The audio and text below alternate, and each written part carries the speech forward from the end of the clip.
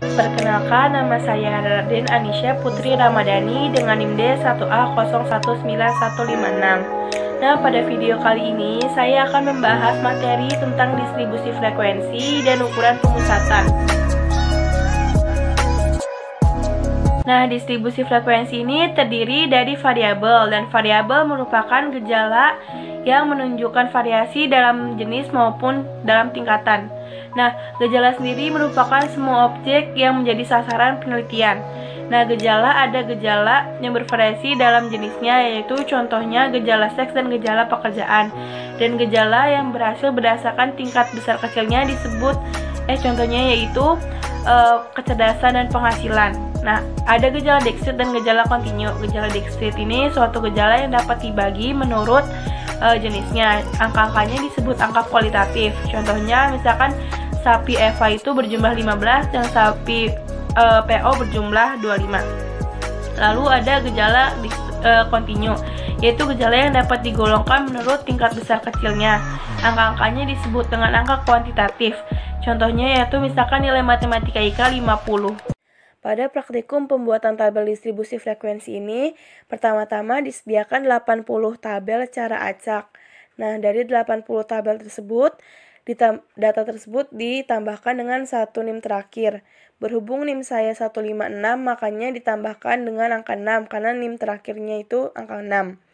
Contohnya yaitu, pada tabel awal itu disediakan angka 74, lalu ditambah 6 menjadi 80, dan lalu data kedua itu 81 karena angka 75 ditambah 6, 81. Nah, seterusnya sampai data ke 80, yaitu 97 ditambah 6, 103.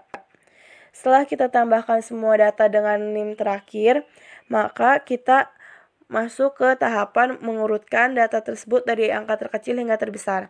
Angka terkecil yang saya punya itu didapatkan 37. Nah, diletakkan di paling atas sebelah kiri, dan data terbesar itu diletakkan di paling bawah sebelah kanan, yaitu angka 104.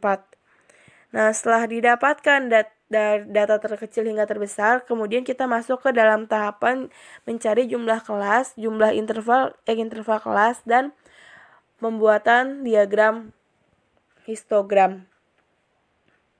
Jumlah kelas merupakan banyaknya kelas yang digunakan dalam distribusi frekuensi. Para ahli statistika menyarankan agar jumlah kelas tidak kurang dari 5 dan tidak lebih dari 20. Nah, biasanya jumlah kelas yang digunakan itu antara lain 7 sampai 15. Nah, untuk melihat caranya, mari kita simak video berikut ini. Nah, untuk mencari jumlah kelasnya ini digunakan rumus K sama dengan 1 plus 3,3 log N. K-nya ini adalah jumlah kelas dan N-nya ini adalah jumlah data. Karena data yang kita gunakan itu ada 80 data, maka digunakan 3,3 log 80. Nah, 3,3 log 80 itu hasilnya 6,28. Jadi 1 plus 6,28 hasilnya 7,28. Nah, dibulatkan menjadi angka 8. Kenapa jadi 8? Karena dalam pembuatan kelas ini, pembulatan ke angka yang lebih besar itu lebih dianjurkan. Jadi, jumlah kelas yang kita dapatkan adalah 8. Nah, pada tahapan selanjutnya kita masuk ke dalam tahapan mencari interval kelas. Interval kelas ini memiliki hubungan yang erat dengan batas kelas, dan interval kelas ini harusnya itu memiliki nilai yang sama pada tiap barisnya dan memiliki nilai positif.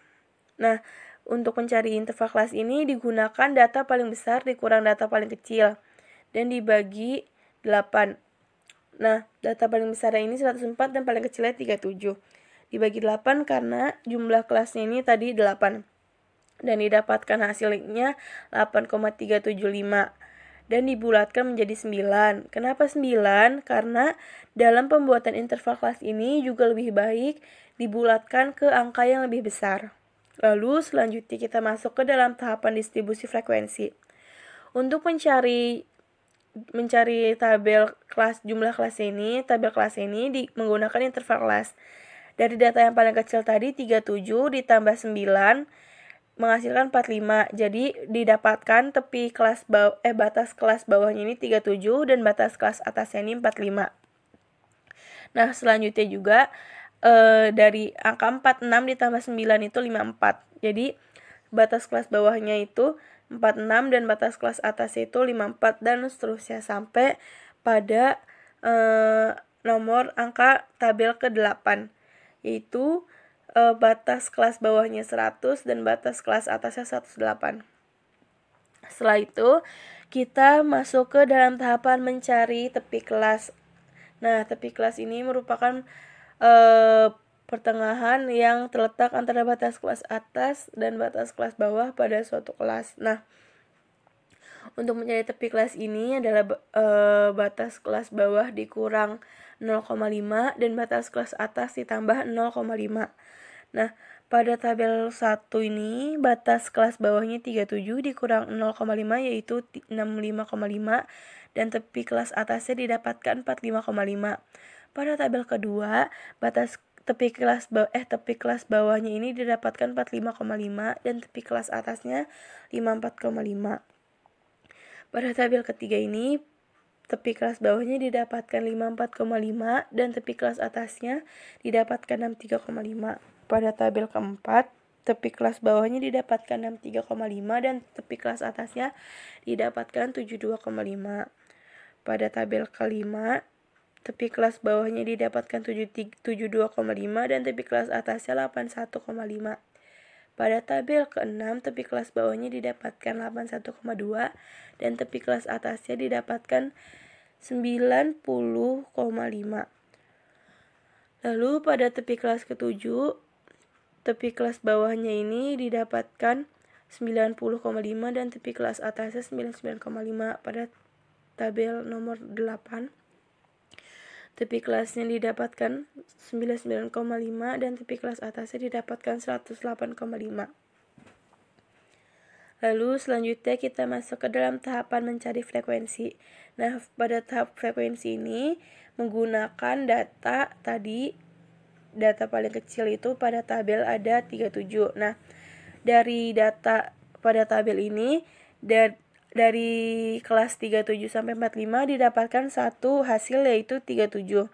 Nah, pada yang kedua ini, pada kelas kedua dari angka 46 sampai 54 ini pada tabel yang kita urutkan tadi cuma dapat 2 angka yaitu 51 dan 54. Nah, pada kelas ketiga ini 55 sampai 63 ini didapatkan 4 angka yaitu 58, 60, 61, 63 dan 63. Nah, 63 cuma 1. Nah, pada kelas keempat ini 64 sampai 72 didapatkan 11 data yang kita dapat. Nah, yaitu dari angka 65, 67, 68, 69, 69, 69, 70, 70, 71, 71 dan 72. Nah, pada kelas kelima didapatkan 20 angka. Nah, pada kelas ke-6 didapatkan 15 angka dan pada kelas 7 didapatkan 19 angka, pada kelas 8 didapatkan 8 angka. Nah, dari semua total frekuensi ini jumlahnya ada 80 data. Kenapa 80? Karena data yang kita gunakan tadi adalah ada 80. Nah, pada tahapan selanjutnya itu kita masuk ke dalam pembuatan grafik. Nah, pembuatan grafik sendiri ini bisa menggunakan bar diagram, histogram, maupun diagram lingkaran. Nah, pada pembuatan bar diagram dan histogram ini memiliki poligon. Poligon itu merupakan gabungan dari nilai titik tengah setiap kelas pada bar diagram maupun histogram. Nah, selanjutnya itu kita masuk mencari diagram pada frekuensinya menggunakan diagram histogram. Nah, didapatkan poligonnya ini pada garis ini. Nah, kenapa poligon itu merupakan suatu data yang diperoleh bila kita hubungkan nilai titik tengah setiap kelas pada bar histogramnya.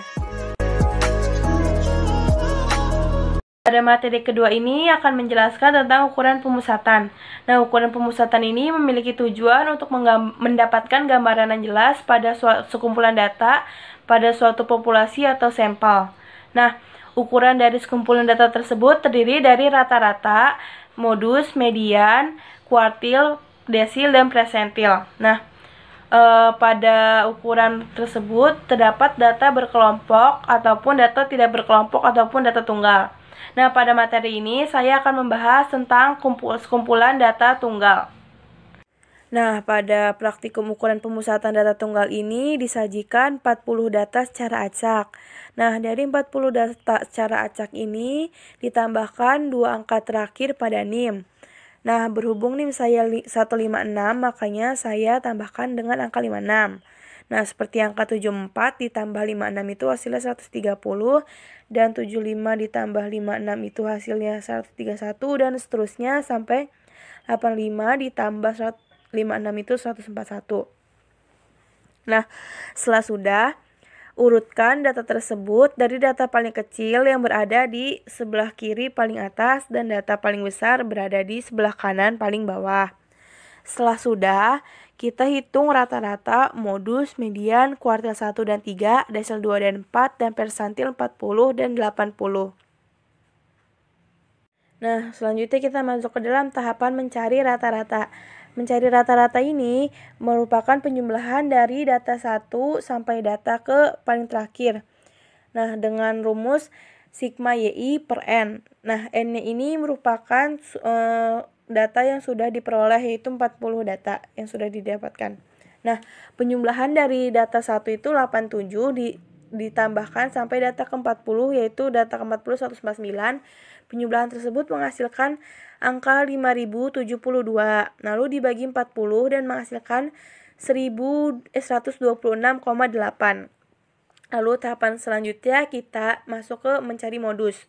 Modus merupakan nilai terbanyak yang keluar pada sebuah sekumpulan data. Nah, modus didapatkan itu pada angka 119 didapatkan 3 angka yang muncul. Nah, selanjutnya kita masuk ke dalam tahapan mencari median. Median itu merupakan suatu nilai tengah. Untuk mencari median itu dicari pada nilai tengahnya pada bilangan ganjil dan pada bilangan genap. Nilai tengah tersebut dibagi menjadi 2. Nah, karena ini ada 40 data, maka nilai tengahnya itu terdapat pada angka urutan ke-20 sampai 21. Nah, pada urutan ke-20 itu ada 125 dan urutan 21 ada 130. Lalu dijumlahkan jadi 255 dan dibagi 2 menjadi 127,5. Lalu kita masuk ke dalam tahapan mencari kuartil. Kuartil ini merupakan data yang dapat dibagi menjadi 4 bagian. Nah, dengan rumus K1 dengan rumus K sama KI sama dengan I dalam kurung buka N plus 1 kurung tutup dibagi 4 karena dia dapat dibagi menjadi 4 bagian. Nah, I sendiri ini menunjukkan kuartil yang dicari. Karena ini kuartil 1, maka I-nya itu 1. Nah, 40 ini menunjukkan jumlah data. Nah, didapatkan hasil KI-nya itu, K1-nya itu 10,25. Lalu, pada 10,25 ini merupakan urutan ke-10 sampai 11. Nah, pada urutan 10 itu terdapat angka 118. Nah, ditambah 0,25 dikurang 119,8 kurang 118 karena pada urutan ke-11 itu adalah angka 119 dan urutan ke-10 itu angka 118. Nah, kali 25 karena ini kali 0,25. Lalu didapatkan hasil 118,25. Nah, pada mencari kuartil 3 juga sama. Nah, dikali 3 karena itu mencari K3. Dan didapatkan hasil 30,75. Nah, pada angka urutan ke-30 itu didapatkan 138. Dan pada urutan ke-31 itu 139. Jadi, ini dikurangin lalu dikalikan dengan 0,75 didapatkan hasil 138,75. Nah, selanjutnya kita masuk ke dalam tahapan mencari desil. Nah, desil ini merupakan sekumpulan data yang sudah diurutkan dan dibagi menjadi 10 bagian yang sama. Makanya ini dibagi 10. Rumusnya masih sama dengan rumus tadi mencari kuartil. Nah, karena dia mencari desil 2, maka ini dikali I-nya tuh 2. Nah, didapatkan hasil 8,2. Nah, pada urutan ke-8 itu didapatkan angka 115. Nah, karena angka 8 itu 115 dan angka ke-9 itu 117, makanya 117 kurang 115. Nah, dikali dengan 0,2 karena didapatkan yang dari tadi. Nah, didapatkan hasil 115,4. Lalu sekarang kita mencari desil 4. Nah, I-nya diganti menjadi 4 dan didapatkan hasil 16,4. Nah, pada urutan ke-16 itu didapatkan angka 121 dan urutan ke-17 didapatkan angka 122. Nah, lalu dikali di 0,4 karena ini di komanya itu angka 0,4 dan didapatkan hasil 121,4. Lalu sekarang kita masuk ke dalam tahapan mencari presentil. Nah, presentil ini merupakan sekumpulan data yang sudah urut dan dibagi menjadi 100 bagian yang sama. Makanya dibagi dengan 100. Sama seperti menghitung kuartil dan desil, mencari presentil juga menggunakan rumus yang sama. Nah, karena dia presentil 40, maka I-nya diganti menjadi 40. Didapatkan hasil 16,4. Nah, karena pada urutan ke-16 itu 121 dan urutan ke-17 itu 122, maka didapatkan hasil segini dan hasilnya 121,4. Nah, kita sekarang mencari presentil 80 dikali 80 I-nya, lalu didapatkan hasil 32,8. Nah, pada urutan ke-32 didapatkan angka 140 dan pada urutan ke-33 didapatkan angka 141. Lalu dikali dengan 0,8 karena dia komanya itu 0,8 dan didapatkan hasil 140,8. Sekian video penjelasan materi dari saya, kurang lebihnya mohon dimaafkan. Sebelumnya saya ingin berterima kasih kepada seluruh asisten statistika 2020 dan maaf jika banyak salah. Kurang lebihnya mohon dimaafkan dan sampai jumpa. Wassalamualaikum warahmatullahi wabarakatuh.